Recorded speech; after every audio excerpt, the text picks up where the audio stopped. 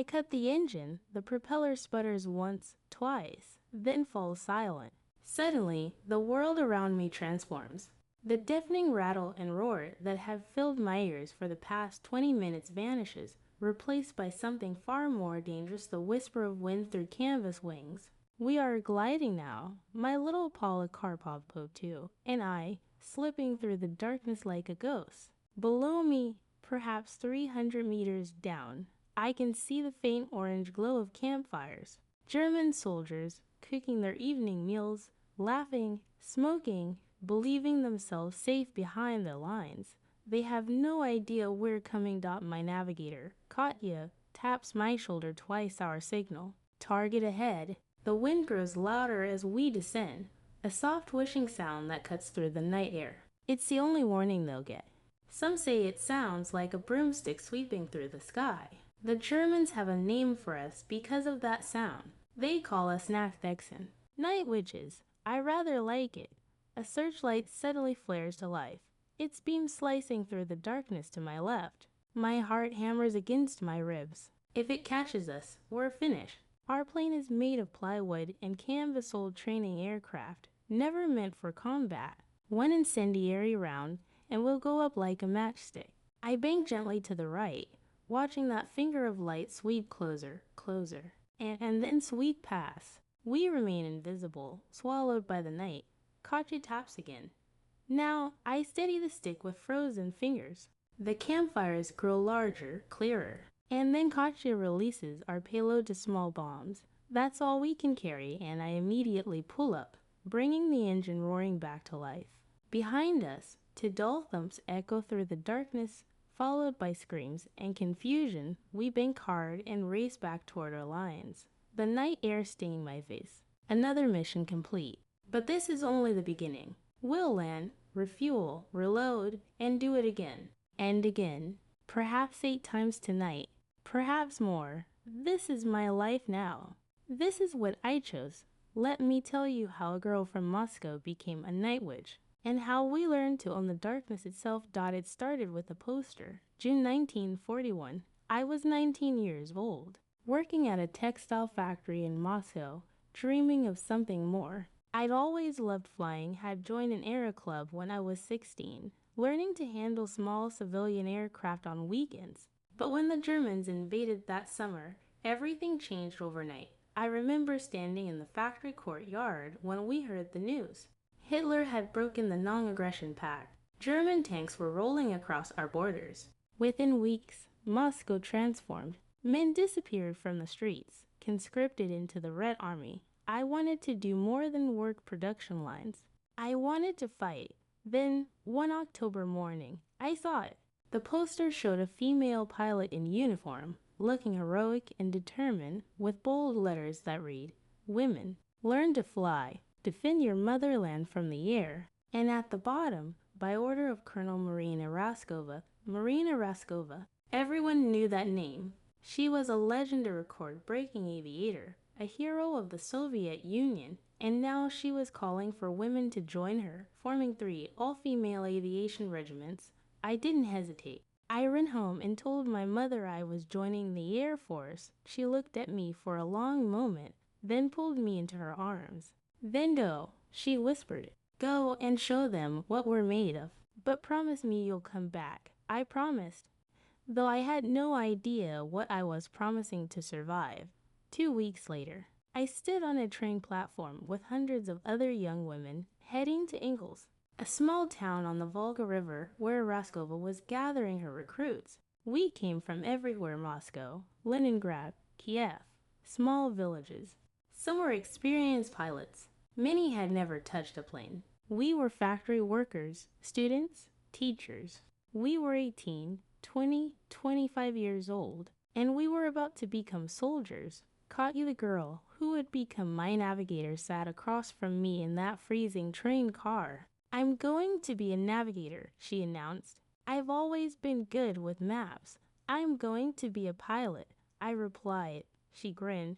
"Then maybe we'll fly together." Neither of us could have known how true that would become. When we arrived at Engels, Marina Raskova herself stood in the middle of the organized chaos. She walked among us, And when she reached my group, she looked each of us in the eye. Some people don't think women belong in combat, she said. They'll say we're not strong enough, not brave enough. We're going to prove them wrong. We're going to show them that courage has no gender. Are you ready? We shouted yes, our voices echoing across the airfield. Training was brutal. They woke us before dawn every day.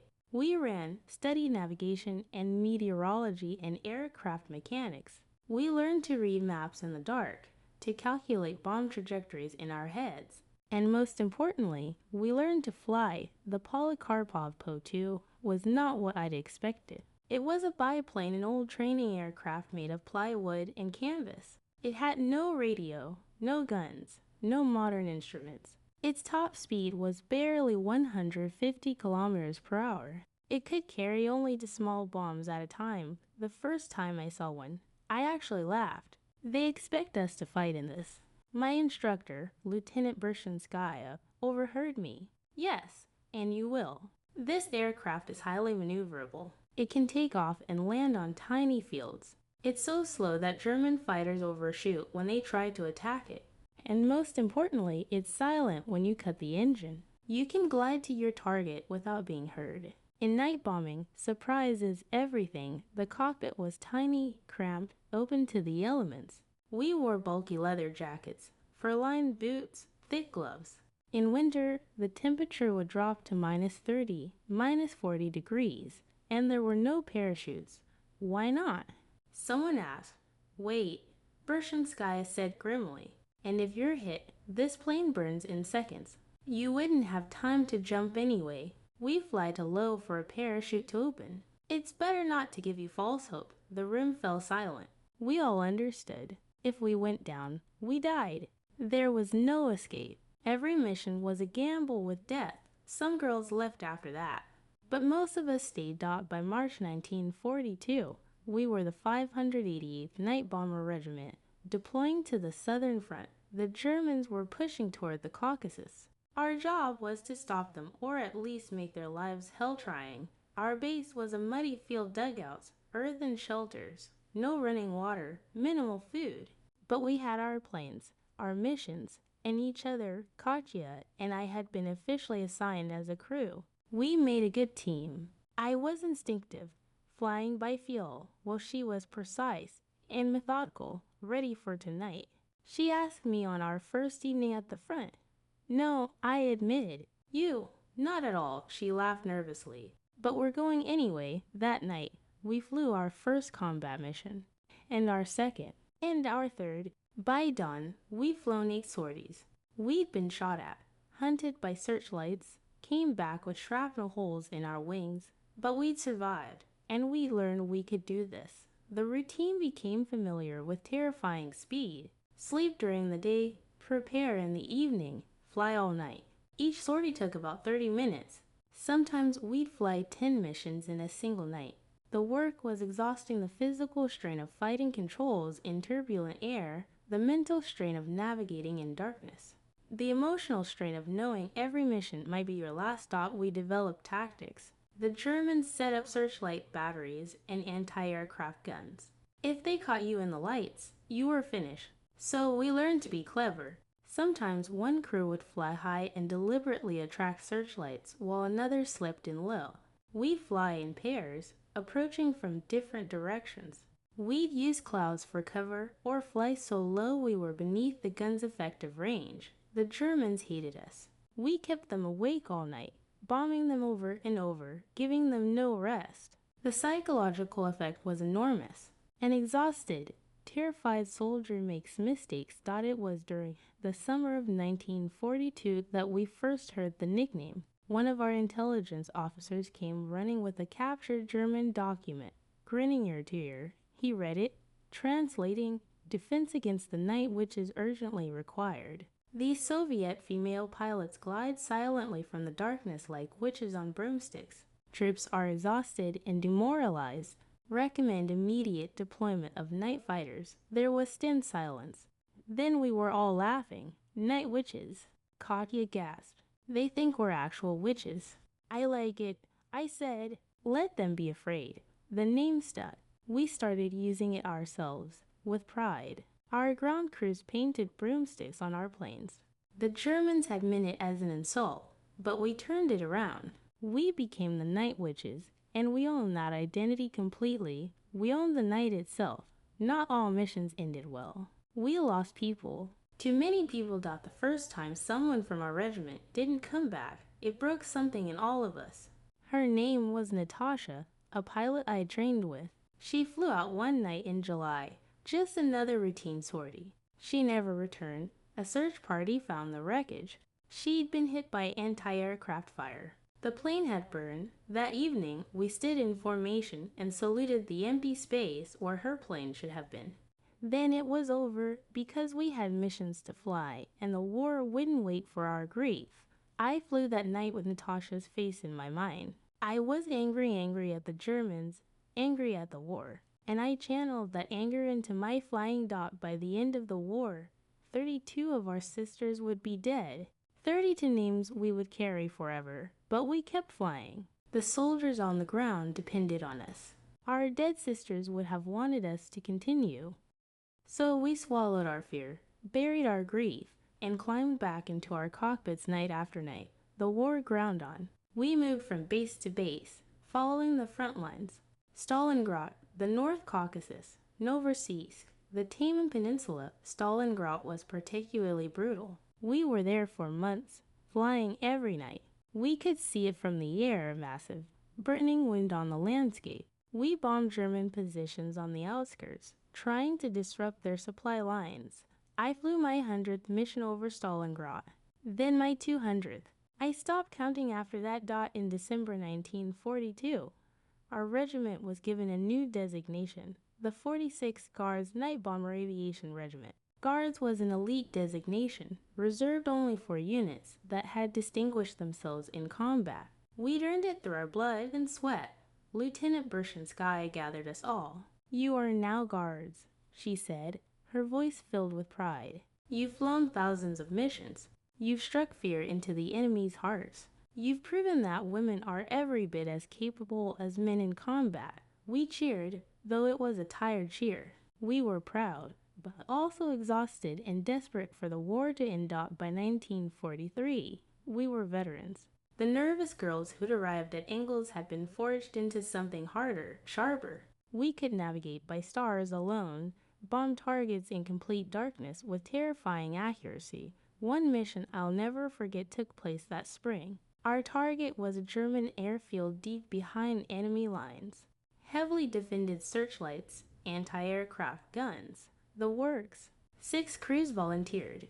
Katya and I were one of them. We took off at midnight. I flew low, skimming treetops. Then I saw the airfield lit up like a small city, dozens of aircraft parked in neat rows. I cut the engine and committed to the glide. A searchlight swept past, missing us by meters.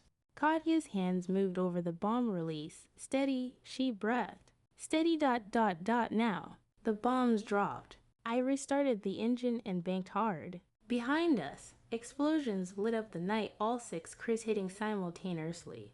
Flames erupted. German planes burned on the ground ...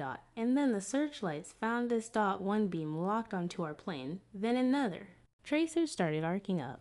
I heard shells detonating nearby, felt the plane shudder. A tracer round punched through our upper wing. We're hit. Katya shouted, "I know." I threw the Potu into a dive, dropping altitude, trying to get below the searchlight's angle. Another hit the fuselage, missing the fuel tank by centimeters. I could smell smoke. I flew like never before, weaving between valleys, using every bit of terrain for cover. Behind us, the German airfield was a pyre ... It took over an hour to get home, nursing our damaged plane. When we landed, mechanics surrounded us. We'd taken 7 hits total. "You were lucky," one mechanic said, shaking her head. "Very, very lucky. All 6 crews made it back that night."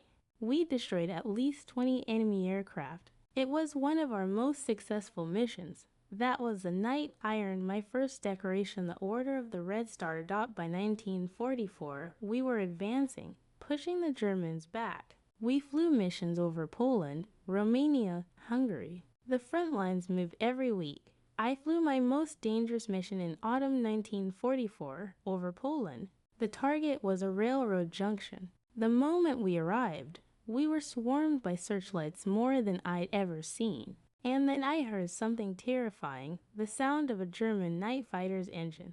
Fighter. Katya screamed. Dive. I pushed the stick forward. The night fighter roared past overhead, its guns chattering, tracers barely missing us. I pulled up hard, then dove again as the fighter came around. The fighter made 3 more passes, each one closer. On the 4th pass, I felt impacts. Canvas tore. Something hot grazed my shoulder. Behind me, Katya gasped in pain. Katya, are you hit? Just a scratch. Keep flying. The fighter came around again.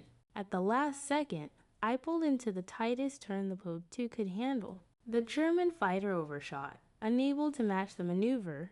Now. I yelled, drop the bombs now. Katya released our payload. I turned for home and opened the throttle wide. We flew home with half our controls damaged, fuel leaking, both of us bleeding. When we landed, mechanics counted 19 bullet holes in our aircraft. By all rights, we should have been dead. Katya and I sat on the ground, too shaken to stand, and just looked at each other. We didn't need to say anything. We both knew how close we'd come. When the war finally ended, it happened almost anticlimactically. We were at an airfield in Poland when the news came through in May 1945. Germany had surrendered. The war in Europe was over. I remember standing there with Katya and the other pilots, trying to process it. After years of flying every night, years of fear and exhaustion and loss, it was simply ... over. No more missions. No more searchlights hunting us. No more friends lost to the darkness. We laughed. We cried. We held each other and couldn't quite believe it was real, but the celebration was bittersweet. Within weeks, we received new orders. The 46th Guards Night Bomber Regiment was being disbanded. We were going home, back to civilian life. There would be no place for us in the peacetime Soviet Air Force. It stung. We'd proven ourselves in combat, flown over 24,000 missions collectively, earned countless decorations. 23 of our pilots had been named heroes of the Soviet Union, the highest honor our country could bestow. And yet, apparently, there was no need for female combat pilots once the shooting stopped. Our final day together was harder than any mission we'd flown. We packed up our few belongings, said goodbye to our mechanics and ground crews, and stood one last time in formation. Lieutenant Bershinskaya, our commander who led us through 4 years of war, gave a short speech. You have been the greatest honor of my life to command, she said, her voice thick with emotion. You proved that courage knows no gender, that skill knows no gender. What we accomplished together will never be forgotten, not by me, not by our country, not by history. You are night witches. You will always be night witches. We saluted one final time, and then it was over. Katya and I traveled back to Moscow together. On the train, she was quiet, staring out the window at the countryside passing by. Strange, isn't it? She finally said, we spent so long wanting the war to end, and now that it has, I don't know what to do with myself. We'll figure it out, I told her. We always do. She smiled, but it was sad. Will we stay in touch? Of course we will. You're my navigator. That doesn't just off because the war's over, and we did stay in touch, though it was harder than we'd hoped. She went to university, studied geography like she dreamed. I tried to keep flying, but civilian aviation fell hollow after what we'd experienced. Eventually, I became a flight instructor, teaching a new generation to love the sky as I had. We'd see each other once a year, sometimes twice. We'd have coffee, reminisce about our nights over enemy territory, remember the friends we'd lost. As the years passed, those meetings became more precious. The war faded from public memory, our regiment's contributions forgotten by most. But Katya and I never forgot. She died in 1987, cancer. I was there at the end, holding her hand. Do you remember that first mission? She whispered, when we were both so terrified we could barely speak. I remember, I said. We were so young. She smiled. But we were brave, weren't we? We were so brave. The bravest. I agree, tears streaming down my face. Her last words to me were, "It was an honor to fly with you." I am an old woman now. Most of my fellow night witches are gone. The world has changed beyond recognition from the one we fought to save. Sometimes I wonder if anyone remembers what we did, if anyone cares that a regiment of young women flew rickety biplanes into the teeth of the German war machine night after night. But then I remember, we know, those of us who survived, we carry that knowledge. We carry the memory of our 32 sisters who didn't make it home. We carry the pride of knowing that when our country called, we answered.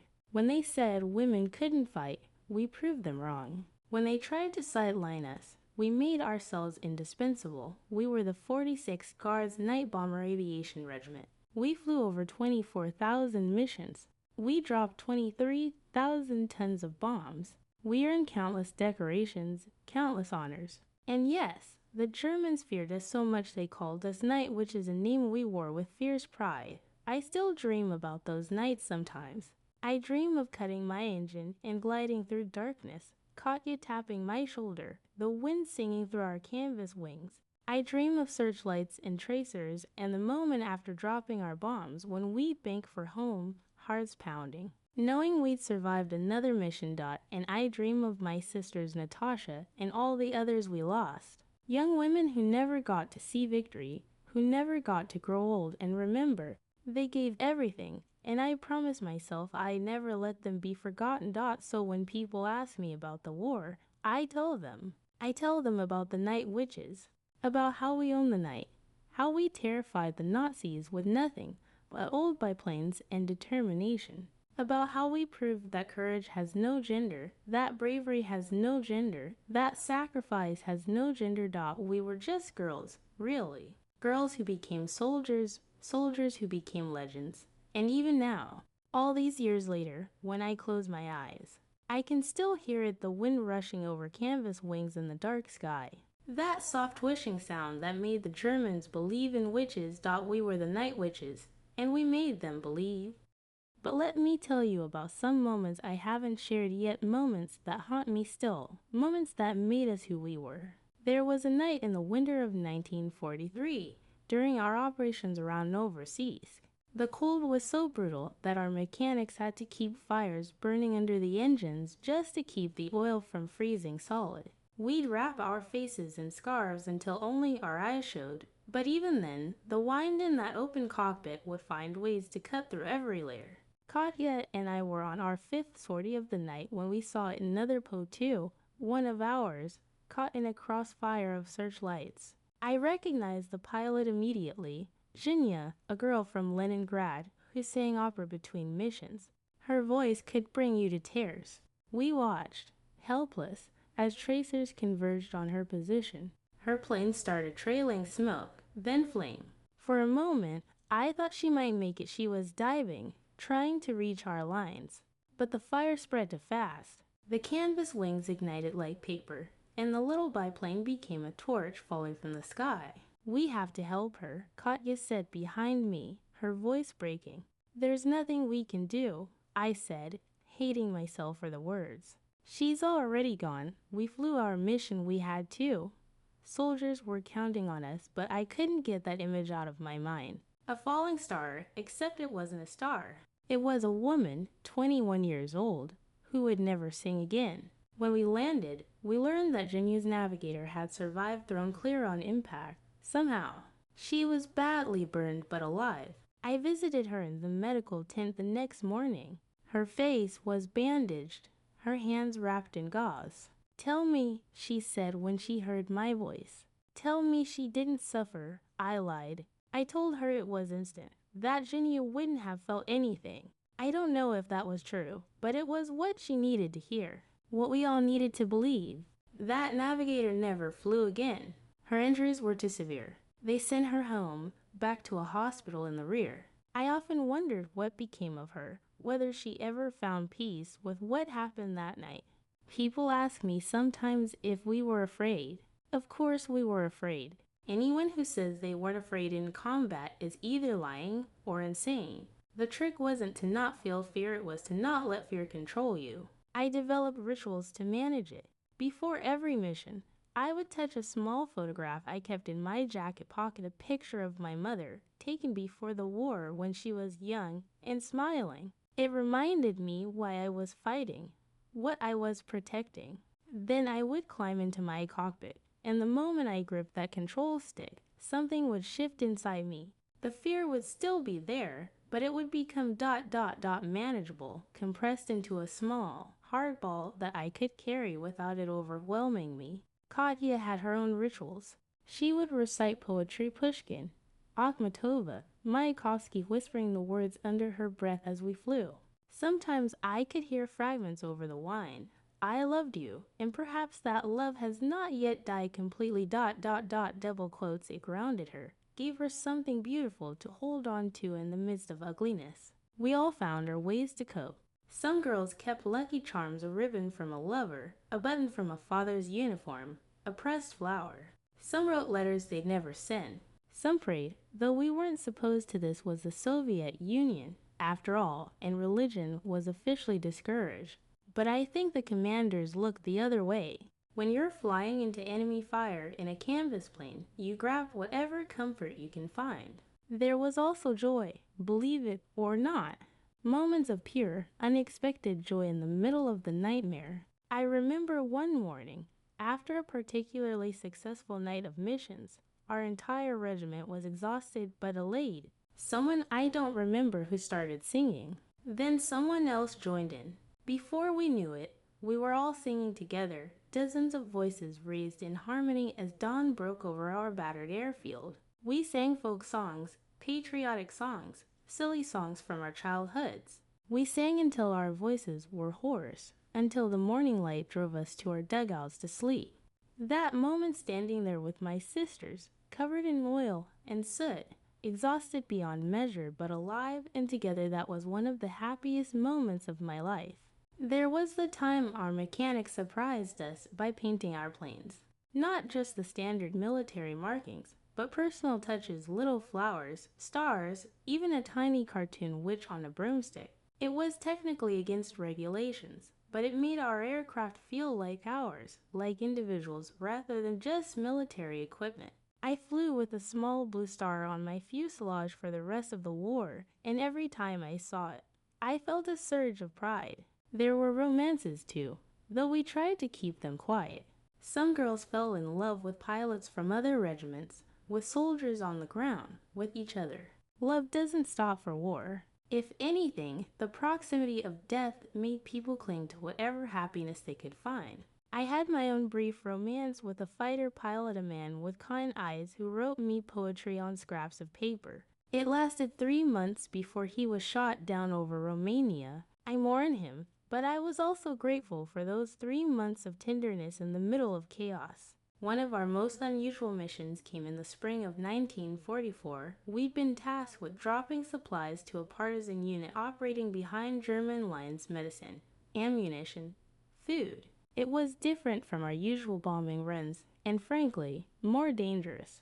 We had to find a specific clearing in the forest, at night, without any lights to guide us, and drop our cargo accurately enough that the partisans could recover it. Katya and I volunteered.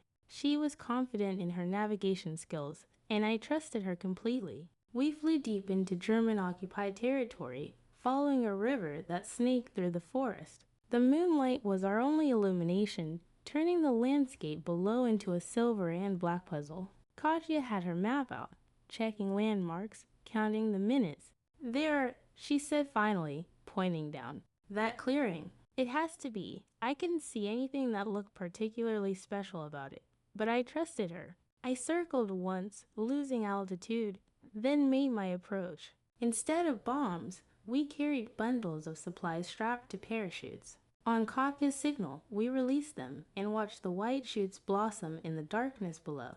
As we turned for home, we saw torches being lit in the clearing below, forming a pattern. A star, the partisan signal that they'd received the drop successfully. It was a small thing, but in that moment, it felt enormous. We'd help people who were fighting against impossible odds, people who depended on us. Good work, navigator, I said. Good work yourself, pilot, Katya replied, and I could hear the smile in her voice. Not all our innovations came from training. We learned constantly from experience, adapting our tactics as the war evolved. We discovered, for instance, that German soldiers were superstitious about us. They really did believe we had supernatural powers. How else could we appear and disappear so mysteriously, strike from nowhere, vanish into the night? We encouraged this belief however we could. We fly in strange patterns, circle back from unexpected angles, time our attacks for maximum psychological effect. If the enemy thought we were witches, we'd be the best damn witches they ever feared. We also learned to work with ground forces in ways that weren't in any manual. I remember one battle where Soviet infantry was pinned down by a German machine gun nest. They radioed for air support, but our larger bombers couldn't get there in time. We were already in the area, so we took the call. The problem was, our little bombs weren't really designed for precision strikes on small targets, but we were desperate to help. I made 6 passes over that position, each time dropping closer, while Katya leaned out of her cockpit. Yes, literally leaned out in flight trying to get a better angle. On the 6th pass, we got it. The machine gun went silent. Later, we met some of those infantry soldiers at a supply depot. When they learned we were the pilots who saved them, they insisted on giving us their vodka ration. We tried to refuse we had missions that night, but they wouldn't take no for an answer. We ended up sharing drinks and stories, and for a little while, the war felt like something we might actually win. I should tell you about Marina Raskova's death. It affected all of us deeply. It happened in January 1943. Raskova was flying to the front to visit one of the regiments she'd founded, not ours, but a different one when her plane crashed in bad weather. Just like that, the woman who made all of this possible, who'd convinced Stalin himself to let women fly in combat, was gone. When we heard the news, our entire regiment fell silent. Some women wept openly. Others just stood there, unable to process it. Raskova had been more than our founder. She'd been our symbol, proof that a woman could reach the highest heights in aviation. If she could die, what did that mean for us? Lieutenant Bershinskaya called us together that evening. Her eyes were red, but her voice was steady. Marina Raskova gave us a gift, she said. She gave us the opportunity to serve, to fight, to prove ourselves. The best way to honor her memory is to continue her work, to fly our missions, to fight our war, to show the world what women can accomplish. We will not let her death be meaningless. That night, we flew with a ferocity we'd never shown before. We flew for Raskova. We flew for every woman who'd been told she couldn't, for every girl who'd been told to stay home and be safe. We flew with everything we had. By morning, we completed more sorties than any previous night. It was our tribute to the woman who believed in us when no one else would. As the war moved into its final year, we saw things change. The front line shifted faster. We operated from different bases every few weeks, sometimes every few days. The Germans were retreating, but they were fighting desperately, and that made them dangerous in new ways. We also started seeing American and British equipment appearing on our side, lend-lease supplies. Some of our ground crews got new trucks. Our mechanics received better tools. We even heard rumors that some Soviet pilots were flying American aircraft, but not us. We stayed with our Podosov, our slow, fragile, reliable biplanes. They'd gotten us this far, we'd see it through to the end with them. There was a strange mood in those final months. Hope mixed with exhaustion, excitement mixed with dread. We were winning, but the cost kept mounting. Every mission could still be your last, and we all knew it. Some girls became more reckless, taking unnecessary risks as if they needed to tempt fate one more time. Others became more cautious, so close to the end that they couldn't bear the thought of dying now. I fell somewhere in between. I flew the way I'd always flown, carefully but not timidly, calculating risks but not paralyzed by them. Katya kept me grounded, and I kept her focused. We'd been through too much together to change our approach now. In April 1945, we flew our last combat missions over Germany itself. It was surreal, flying over enemy territory that had once seemed so distant and unreachable. We bombed retreating columns, struck supply depots, supported the final push toward Berlin. The missions were almost routine. By then we'd flown hundreds of them. After all, they felt different. Final, I remember my very last bombing run.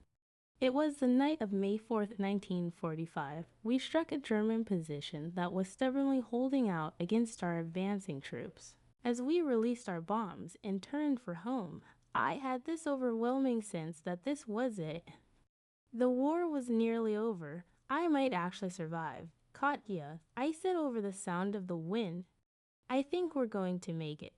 Don't jinx it, she replied, but I could hear the hope in her voice too. 3 days later, Germany surrendered. In the years after the war, I struggled with what we'd done.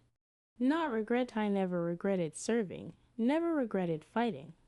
But I struggled with the weight of it, with the memories that wouldn't fade, with the sounds that still woke me at night. Engines sputtering, explosions echoing, friends screaming. I wasn't alone. Many of my fellow night witches dealt with nightmares, with grief that wouldn't heal, with the difficulty of returning to a normal life after experiencing such extraordinary circumstances. We'd been forged in fire, and peacetime fell. Wrong, to quiet, to save, to ordinary, some of us did well. We found careers, started families, built lives that had meaning beyond the war. Others struggled. Some never recovered from losing lovers or closest friends. Some never forgave themselves for surviving when others hadn't. I found my purpose in teaching, in passing on what I had learned to a new generation. I never told my students the full truth about my war years, not at first. The Soviet Union didn't much publicize what women had done in combat. We were an embarrassment. Perhaps a reminder that things had been so desperate that even women had to fight. But as the decades passed, something shifted. In the 1960s, 70s, 80s, people started asking questions, started researching, started writing about us. Journalists interviewed us, historians recorded our stories. Foreign delegations came to meet the famous night witches. We were invited to commemorations, given new medals, honored in ways we hadn't been immediately after the war. It was gratifying, also bittersweet. By then, so many of us were gone. The women who survived the war didn't always survive the peace. They died of old age, illness, the lingering effects of those cold nights in open cockpits. Each year, our reunions got smaller, the gaps in our formation more obvious, but we never forgot. We never forgot who we were, what we'd done, or why we'd done it. I want to tell you what it meant, truly meant, to be a night witch. It wasn't just about flying missions or dropping bombs or terrifying the enemy. It was about proving something fundamental about human nature, that courage isn't gendered, that skill isn't gendered, that dedication isn't gendered. We were told we couldn't. We were told women didn't belong in combat, that we weren't strong enough, brave enough, capable enough. We were told to stay home, stay safe, leave the fighting to men. And we said no. We said, we'll prove you wrong. We'll show you what we can do. And we did. We flew over 24,000 combat missions. We dropped 23,000 tons of bombs on enemy targets. We earned countless decorations, Orders of the Red Star, Orders of the Red Banner, 23 heroes of the Soviet Union. We helped win battles, helped push back the invasion, helped save our country. But more than that, we changed what was possible. After us, no one could say women couldn't fly in combat. We'd done it. We'd proven it. We'd ridden it in the sky with our little biplanes and our boundless courage. Yes, we paid a price. 32 of our sisters never came home. Many more were wounded, physically or psychologically. We gave years of our lives, our youth, our innocence. We gave everything, but we'd do it again. Every one of us would do it again, because some things are worth fighting for. Freedom is worth fighting for. Your home is worth fighting for. The future is worth fighting for. And proving that women can stand alongside men as equals that was worth fighting for too. I'm 94 years old now as I record this. Most of my fellow night witches are gone. The world we fought to save has changed beyond recognition. The Soviet Union we served no longer exists. The ideologies we fought for and against have shifted, evolved, been replaced by new ones. But what we did remains. It's a fact of history now, written in books, taught in schools, commemorated in memorials. The 46th Guards Night Bomber Aviation Regiment. The Night Witches. We existed. We fought. We mattered. Sometimes young women find me students, journalists, simply curious souls who've heard the stories. They ask me what it was like, how we found the courage, whether we were afraid, and I tell them the truth. Yes, we were afraid. But we were also strong. We were also capable. We were also determined, and I tell them, you are too. Whatever challenges you face, whatever barriers stand in your way, whatever people tell you that you cannot do, remember us. Remember that a group of young women climbed into canvas biplanes and flew into the darkness to fight the most powerful military machine in the world. And we won. If we could do that, you can do anything. That's the legacy I want to leave. Not just the story of what we did, but the inspiration for what others might do. The knowledge that limitations are often illusions, that courage can overcome incredible odds, that women have always been stronger than the world wanted to admit.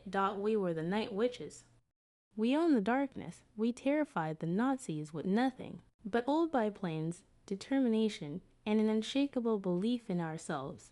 And we changed history. When I die, and it won't be long now, I can feel time running out. I'll die knowing that I lived a life of purpose. I'll die knowing that I fought for something bigger than myself. I'll die knowing that I stood alongside some of the bravest, most remarkable women who ever lived. And perhaps, if there is anything beyond this life, I'll see them again. Katya, Natasha, Zhenya, all the others. We'll climb into our pedestal one more time, cut our engines, and glide through eternal darkness together, the wind singing through our canvas wings, free and fearless forever. Until then, I'll keep telling this story. I'll keep speaking for those who can't speak for themselves. I'll keep the memory alive, because we were the Night Witches, and the world needs to remember that we made them believe.